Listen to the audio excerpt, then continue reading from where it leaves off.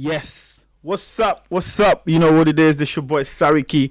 It's Afrobeatz Unruly, and we're here. We're back here again. You know what it is. We're here on AUK Radio. You know how we go. Listen, it's Afrobeatz Unruly. You know, your number one show, your favorite show. You know what I mean? Today is actually a special day. You know, just like I keep telling you, all days here, special days, because we have special guests here. You know what I mean? And today is actually no exception.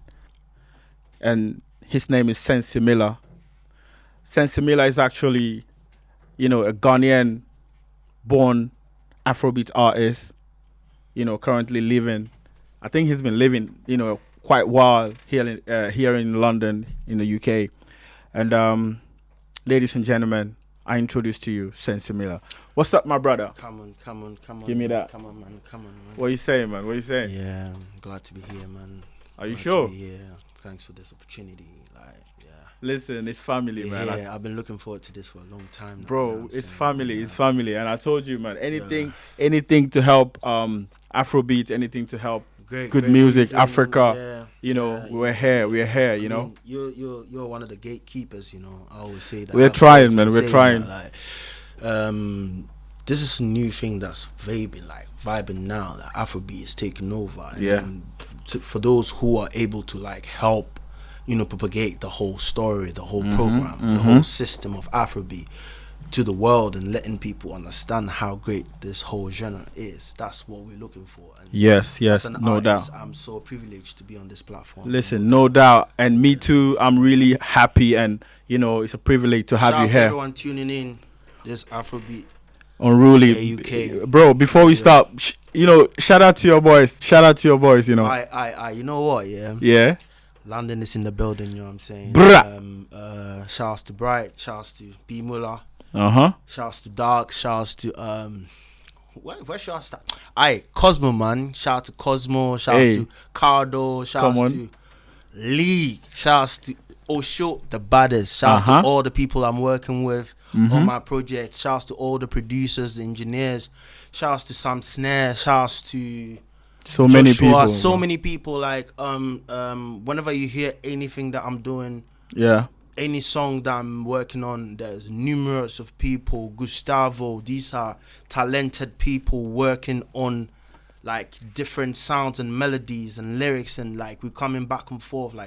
It's amazing. Listen. Behind me, and I want us to be honest. I want us to jump into your music. Yeah. Quick thing. Okuku Seku, Mr. Sency. Come on. Brother, listen.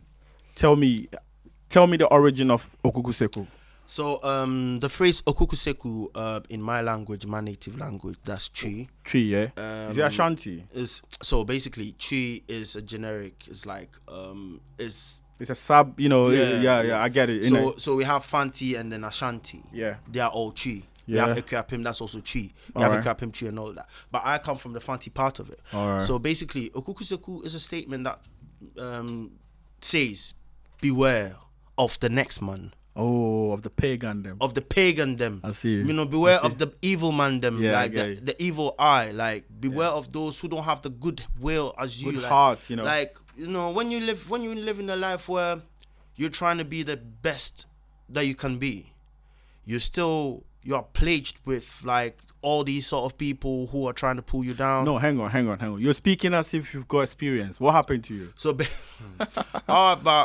so basically, the music that we write, the music that we put together is majority of the time it talks about us because we want it to be original. Yeah. We don't want it to be manufacturing. Yeah, I get what you mean. You're lying. I come from a background where friends and people whom I loved, they betrayed me. All sort of things it's one of those things that it happens in life, isn't it? That point, that bottom point where you reach and you look up and there's no one around you. You used to have 10 man them around you all the time, and then there you are, you don't have anyone. That's why in the song I say, when you want to get high on top, they don't want you to get high. When you want to stay fly, they don't want you to stay fly. But do your thing.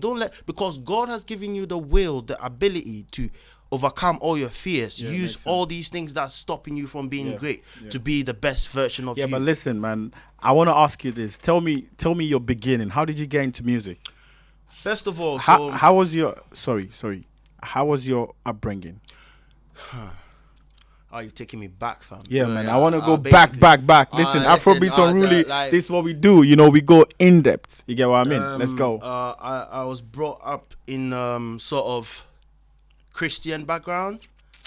Where majority of the time on the weekends, my aunties, they will take me to choir practice where they sing in choir and stuff. Yeah.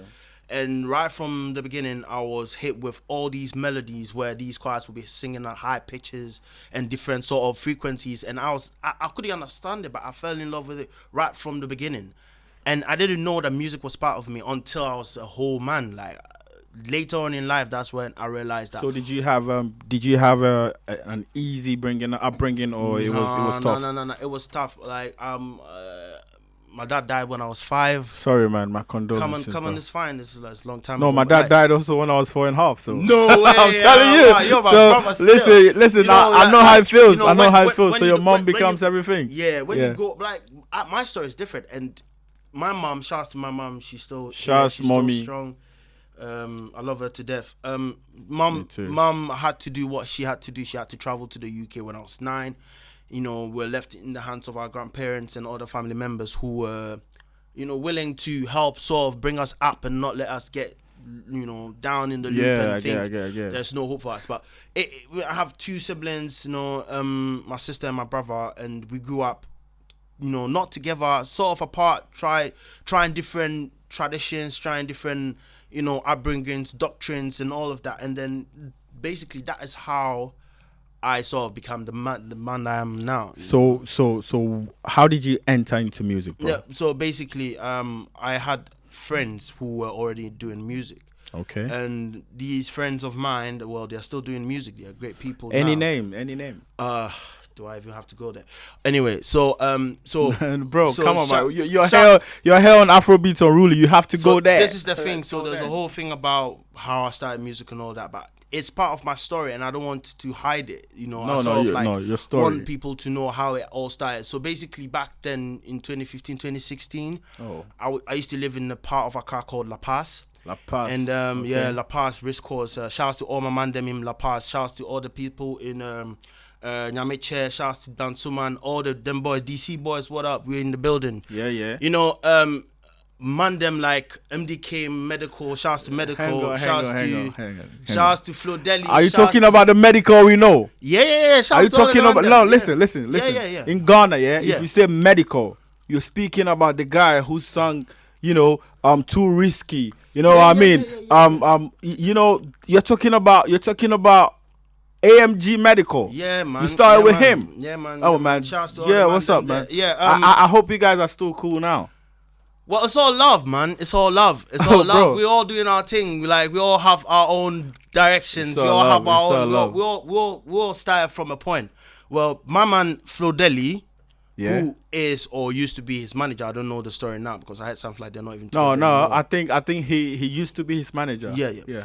Flo Deli was a friend of ours, like my family, like we had a connection with him. Oh, okay. And he sort of like had a connection with MEDIKAL, and MEDIKAL was a very good rapper. Even back then, he was really great. I actually think he's a very good rapper. Yeah. His lyricism, his cadence and all of that, it really made sense. And I sort of like had a place to stay and start. Like, we all decided that after meeting up, we would all come together and start something together. Oh, okay. You know what I'm saying? So MEDIKAL came to live with us, like, together. Okay, so you guys actually were there, and you guys accommodated him, sort of thing, and that is how we all started off. You know, it was great to a point, and he sort of had a chance to do his first album, Disturbation, and this is how I sort of got onto music as well, because he literally, you know, we were just vibing, you know, trying styles here and there, knowing well that, you know, he's doing one of the things he loves, and he wants to bring out this debut album. And I had the privilege to do the hook on a song called We Are Waiting with him. And hang on, wait. So you're saying that on MEDIKAL's first album, his first, you're actually a feature on there? Yeah, I was a feature. I did. Did you get your credit? Well, yeah. My name is on the album. My name is on the album. I'm For that song that you were on, did you write it? Did you write what you so did? I wrote the hook. I did the hook on that song. It's called "We Are Waiting," and the song was being produced by Uncle Beat. I was in the building. Okay, so you were not. Did you ghostwrite for him for Medical? No, why would I ghostwrite for Oh, you him? didn't. Oh, okay, but you were a feature. I was a feature on Oh, the okay, song. makes sense. The whole thing is, like we were sort of like together. He was doing his thing. I wasn't doing music, but I had the chance. I know how to sing. I just love to sing. I love music, and then every time they're doing stuff in the studio, I feel like I can do that. I can do this, like melodies here and there, and sometimes I come out with a bit of brilliance, and sometimes it's a bit of like stupidity, and then we'll laugh and then we'll shake it away. But then each and every time I realized I had some sort of thing for music, some affinity. So basically that was where the ginger started. Yeah, that was where the fire started. And then when I did the hook on the song and the song was good, and then they accepted the song to be featured on the album, it blew my mind. Because this is my first ever thing. Like, imagine you have never written a song before, and then the first ever thing you ever said, boom, ends up on that big. It's unimaginable, brother. Artist, first debut album, and they did so well, and we did tours all around. But shout out to him, like he gave us, like majority of us, the opportunity to do this. And then when I decided that this is something that I love, I just took it up and I run. It makes sense, but brother, let me say this: are you guys still cool? You and Medical? Well, we at this point, it's been a while since I heard from him. But did you have any beef though with him? I wouldn't call it beef because we had our differences, and then shouts to them. But it's all love. I haven't met him in a long time, but anytime I'm sure that in the future we are cool. Everything is fine. I don't have any hate. I don't have resentment, any nothing like that. No remorse. Like we went through our past. Like we went through shit.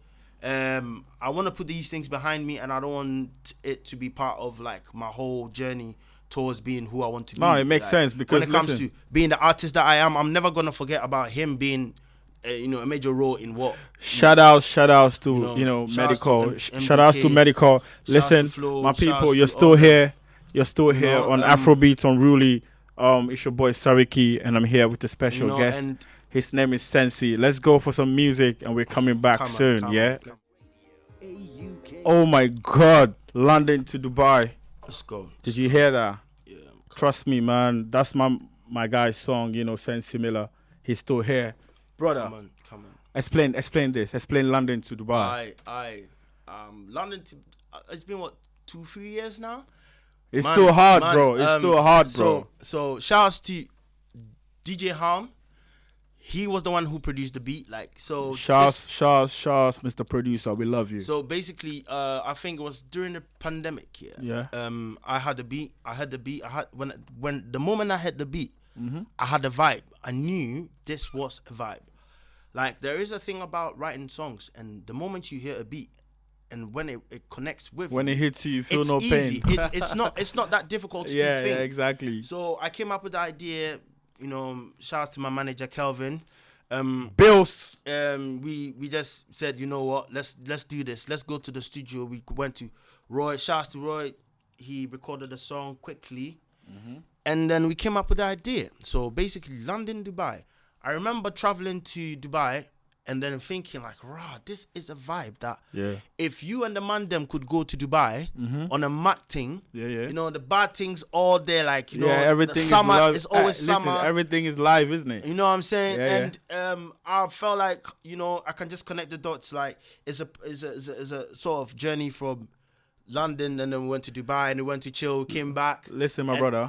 I'm not cutting you off. Yeah, come on. This song is lovely. I love this. Do you have a video for it? There is a video for it. There's an actual video for it. It's on YouTube. It's on my YouTube, Sency Miller. We shot it in Maidenhead, I think. We shot part of it in London. Big ups everybody listening right now. Big ups to everybody tuned in. Big ups to everybody in the barbershops. Everywhere you're listening. Big ups to my man Bills, my manager still. Please go out there, go on YouTube and check Sency Miller.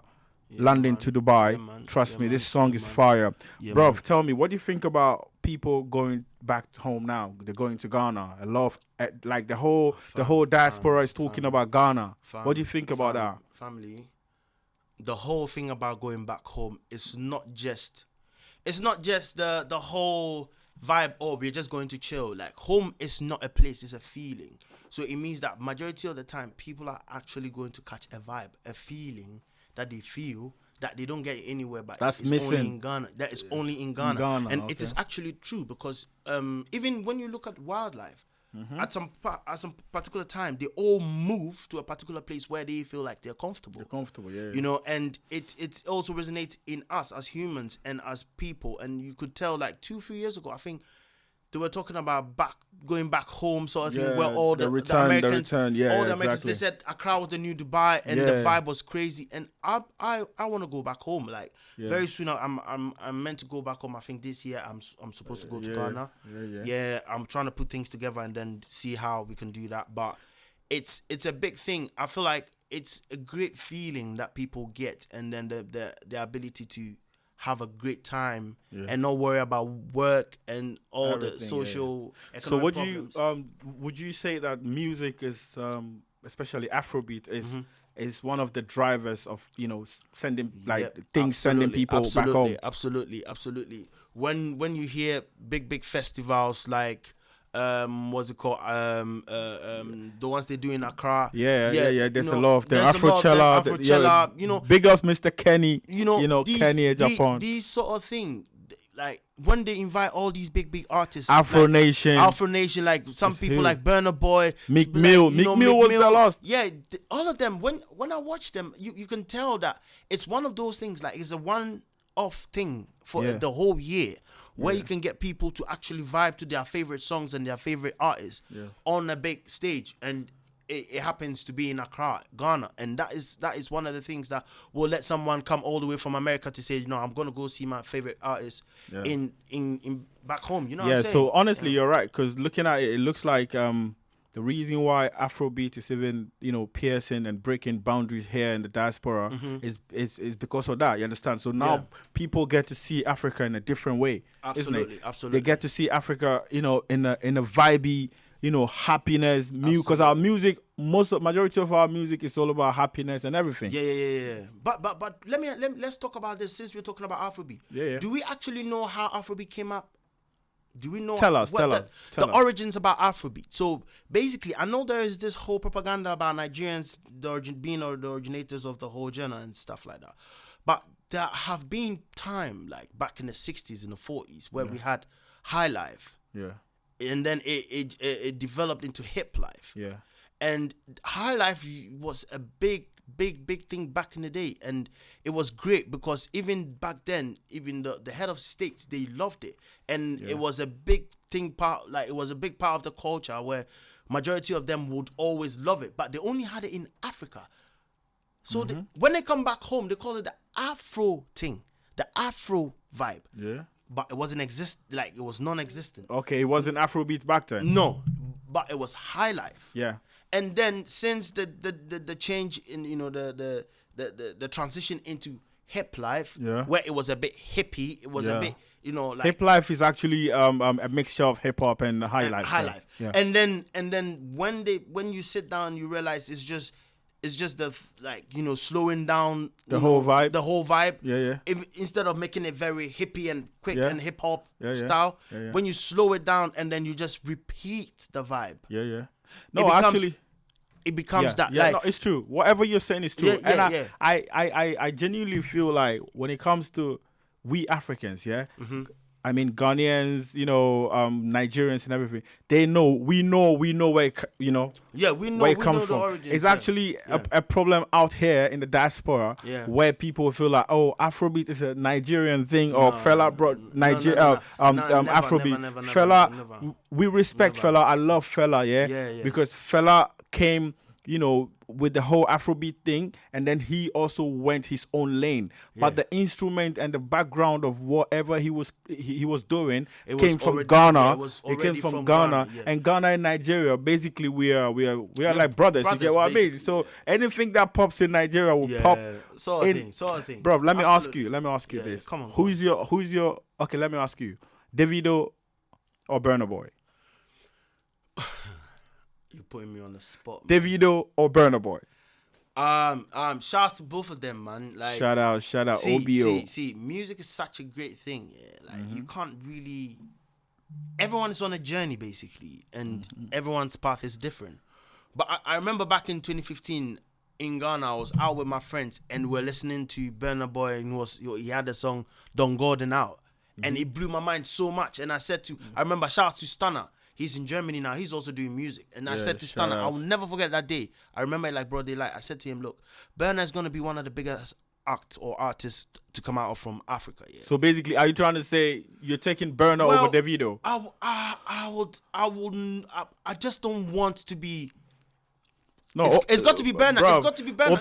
Opinions are like noses. Everybody's got one. Listen, it's got to be Burna. It's got to be Burna. So you're going for Burna? I'm gonna go for Burna because the rhythm, the vibe that he's got on certain tunes.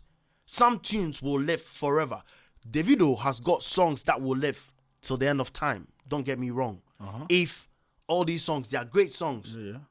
Absolutely bangers, Yeah. But if you listen to songs like Burna Boy's Dangote. So do you feel like Burna Boy understands music technically more than Davido? Or I put it this way. No. To cause beef, I'm not causing no beef, man. I'm asking you questions because here on Afrobeatz Unruly, bro. That's why we call it Afrobeatz Unruly. We are unruly, okay? That's why we're here. We love our listeners. We love everybody here. Whatever we're doing, we're trying to learn, and we're trying to just like I said, opinions are like noses. Everybody's got one. So your opinion is not beef. It's love. At the end of the day, we're speaking about Afrobeat. You get what I mean? So I want to know, are you trying to say that technically, all of them, they understand music, Afrobeat, technically, but do you want to say Burna Boy goes deeper? I feel like Burna Boy's vibe, Burna Boy's different. His sound, all right, his the moods that he sets in these songs, he's on another level. He's got a recent song that he dropped, like I lose my mind when I'm listening to them, and I'm thinking, I believe that I know how people come up with these things. I don't know how he comes up with these things, but I feel like he has a different. He's in a different space. No, a different understanding about the whole vibe. All right, good. You just answered my question. So you mean Burna Boy is technical? Shouts to Davido, man. What do you think? No, tell me this. What do you think about Davido's recent album? Timeless. Is it Timeless? Yeah, it's Timeless. Timeless. What do you think about it? Basically, let's be honest. Let's be basic. He's got some bangers on there. Like what songs? Unavailable. You played earlier. Yeah, he's got a few ones that I love. I had a run through them. On a scale of 1 to 10, Davido's Timeless. Give me. It's a solid 8. You say, oh, then that's good then. Yeah, it's a solid 8. I'm not sure. I'm not even sure Davido himself was expected to get 8. To be honest, don't say that, man. No, I'm saying this. I'm saying this because I actually listened to him recently, where he was like, "Oh, bro," he said this album could make him or break him. So basically, he wasn't, really thinking that he's. Because if you ask me, I might give a different number. But I'm not gonna give my number now. You see. Okay. Listen. What is your figure? What would you give him? Personally, I love Davido. Yeah. Okay. On this album, listening to all his albums, trust me, this is one of the. I'm gonna give him 4 out of 10. Don't laugh. I'm saying this because I know Davido and I love Davido. Yeah, and I know what Davido can bring out. Yeah. Personally. Yeah. I know where he can go to. Absolutely. But I don't blame him because you have to understand, this is someone who lost You know, child. his Yeah, child, yeah, and yeah. even Hard, though man. I feel like That's really, maybe he recorded most of the that's album really, before. really, really hard. That's Maybe he really, really recorded hard. most of the album before his son's demise. May his soul rest in peace. man. But I feel like he could He's a go strong he man. could go more than where he went because of the level he is at. Bruv. Come on. So now I just want to ask you, what do you do? Do you do only music, or there's something else you do besides music? Okay, so aside music, I do care work as well. I do like healthcare. You're into support, like, Support, I get what you mean. I get what you mean. So, how do you balance it? How do you balance? Because listen, I'm an artist myself. Like, I do music myself, and I know how it is. So, how do you balance work and music? Fam, it's just based on how much you want it. Like after a whole 12-hour shift, you come back and you're shattered. And you're thinking, am I going to go to bed, or am I going to try and listen to this song again and see all the loopholes and the mistakes that I've made? And then am I going to practice again and again and again to see if I can catch another vibe? Am I gonna keep going, or am I going to slumber in my bed? Recently I was having this conversation with the taxi driver, and I was telling him, like, no one is being paid to sleep. Yeah, you're not being paid to sleep, bro. If you want to be paid to sleep, you rather die. You're being paid to be taken away from your sleep and your life, so that you can actually, support yourself. Do you know what I'm saying? So, whenever I'm back from work, I try to elaborate on certain things, make certain calls, try to talk to people who are helping me, like people like Lee. Osho, like people like Kelvin, I speak to them, people like Cosmo, just to wake you up, to give you some inspiration, to be talking about the projects that we've got working on. Like, I've got songs that I've been working on for years and I've not even touched them yet. So did you have do you have anything significant at your workplace? Like, I don't know. Well, so basically, I happen to be part of a team of carers who work with one Derek Draper and is it that thing I saw on I think it's a documentary that I saw on Amazon, caring for Derek? Were you on that? Yeah. Tell me about that, brother. I've just been his carer for a while now, and it's been great and being part of the whole thing. I don't want to go into details. I know. Of the nature of what I do. But I had the privilege to shoot that documentary, and previously there was Finding Derek, and it is the wife and the kids and him, and then they tried to get out of all of the things that he's been through, and he's a strong man who's who had so much. He's been through so much, but he's doing great, and then we're praying, and then we're working hard. So what did you learn from taking care of someone? No, what did you learn?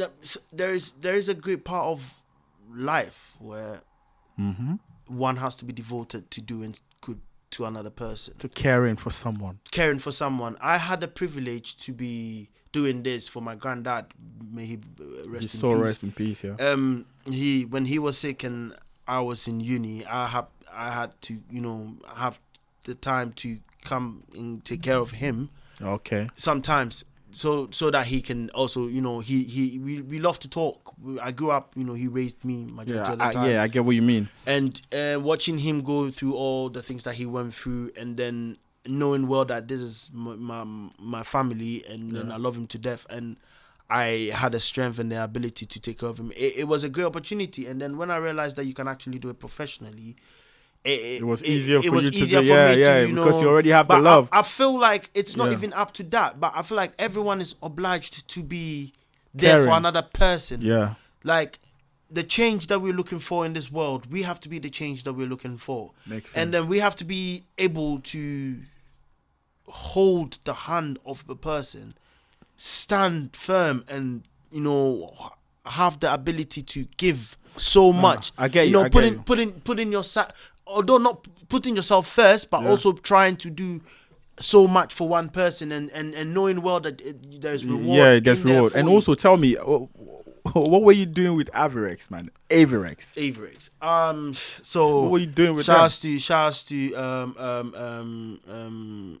King of Trainers. Shouts to Lee, my creative director. Shouts to Nash. So I had this mind that I wanted to shoot some pictures, and then me and my creative director, we sat down and we spoke about the whole concept, about the clarity, and then the sort of appearance that we wanted to go for, and the sort of statement, and then the charisma and the character that we wanted to go for. And then we've been working on this look for a long time, which is a very, distinct, grey, beautiful grey with flowers jacket, and then sort of like flary jeans, something crazy. What do you think Averex has which other designers? I mean, don't have? Averex, shouts to Averex. Averex has been in the game for so long. Like, they have these majestic jackets, these powerful Do you jackets. think they just bring in nostalgia? Yeah, a bit of nostalgia, a bit of class, a bit of classic, a bit of great, some sort of great color and boldness. And I remember back in the day when the sort of Fubu type, Fubu Sobo for type. us by us, man. For us by us. Fubu, man. Back in the day, New York, Sean John, Yeah. the New York vibe, the Timberland vibe. Yeah. We sort of fell in love with this sort of hip hop thing, and growing up it was always like that. And then Averex were the ones who were able to tap into that energy and bring that vibe out. And then So that's why you went for them. I had the opportunity. It was a big privilege for me to actually work with them, because I don't think they would even do that for normal people, but I had the chance, because when I spoke to my creative director, he sort of like had the ability to talk to them and then see, work this out. And then we had the privilege to shoot that pictures. Big up. Shout out to Nash. Her pictures are dope as well. Yo, big ups. Listen, I can see you're working so hard, and here on Afrobeatz, Unruly, this is what we are trying to promote, to the world, and to let everybody know that they're young artists, they're Afrobeatz artists. There's a lot to Afrobeat. Just aside what you hear every day, there's a lot of artists coming. There's a lot of styles to come in. Listen, do you have any new music people should wait for? Look, anyone tuning in, we've got All right, so much coming. Hang on. Introduce your new music, because I have it. All right, cool. So my new song, which is gonna come out on the 26th. Yeah, you're gonna hear it first here. It's gonna come out on the 26th. It's called Who Be Your Organ. I mean, it's just me saying, who's that big boss in your life? Is it you? Are you the big boss in your life, or have you got a boss who tells you what to do? What is your relationship with money? Are you the boss when you have the money, or without the money, are you the boss? Did you hear that, bruv? Who be your organ? Come on. I swear to God, listen. Shouts to Osho, the baddest producer. I'm saying it again. Shout outs to Osho Davis, the baddest producer. He produced this. He produced so many songs that I'm working with him. Listen, this song, Yeah. So far, you've played 3 songs, Yeah. All your songs bangers. Yeah. This is the new one. When is it dropping? It's dropping on the 26th of May. Ladies and gentlemen, on the 26th of May. Yeah, it's going live. I want you to tell my people to follow you on your social media. What's your handle? So my name is Sency Miller. And follow me on Twitter, IG. It is SENCYMILLEI.X, SencyMiller.X. Listen, that is my Instagram. You follow me there. All right, guys, please. I need all of you tuned in right now to help my brother out. Go follow him, and see what he's got. And this song is actually Who Be Your God, dropping on the 26th of May. It's actually been beautiful talking to you, my brother. It's a big privilege for me to be here. So man. What should we expect for the future? I can't wait to bring out all the things that I've got planned. I'm looking forward to dropping singles after singles all to the end of this year, and hopefully I'll put together my first album, and it's gonna be a mad thing. I always plan to drop an EP, but then I feel like I want to drop these singles and then build up something get a vibe, catch a vibe, and let people understand what I'm on. And it will be a statement to provide the platform for my first album, and we're gonna get it. Let's go. Yes, people, thank you so much. Thank you so much, Sency. We had Sency today, and you know how it is. You know what? Thanks for tuning in. You can go on on Instagram, follow AUK Radio, and follow me, Sariki, SARIKI_official on Instagram and all socials. Listen, today was the vibe. I want you guys to listen to, these songs. Thank you for tuning in. Big ups to everybody who supported the show. Big ups to Aza. Love to you. Big ups to my manager, Mr. Bills. You know how we do it. Big ups to everybody listening. Burners, love you. Let's do this. We're outside. Oh yeah, Afrobeatz Unruly. So tonight we go drink to the celebration.